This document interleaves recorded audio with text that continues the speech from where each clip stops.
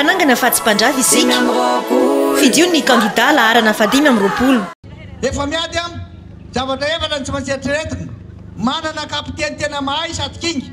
Za zay le kapiteny tena mahay sady kingy izy. Faharoa, manana tropy tena matanjaka, tena mahay tsara daholo zay baiko menazy manaraka. Ianareo zay le tropy. Ianareo daholo ny tropy. Fahatelo, manana stratégie. Ky stratégie atsika antanio reo kandida hafafariana amitsika reo. Raha manana zany hoe manifesto. Ny atao hoe manifesto dia fanamby toky liste ny zavatra atao. Eo anatin'ity stratégie ty momba ny ataontsika programme mandrindra ny fitondrady eo. Ia hoe fanamby voalohany amboarina indray ny lalana. Faharoa, lalana hoe ny tantarana tena tsisy mambombena mety.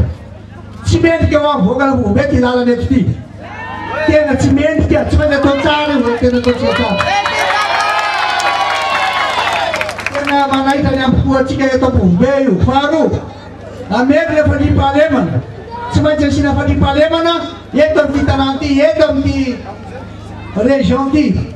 Ny antony dia zao, eto mety milamina fary ambanivohitra any tena mitaraina ny olona. Noho izany ahoana namerana ny dadazy misy teny agnaminy hoe belabe ny olona nanaova tsy navita, dada mavita an'io. Dia mbola misy polisy indray amboniny, tany Sud-Afrique dada nahita an'izany.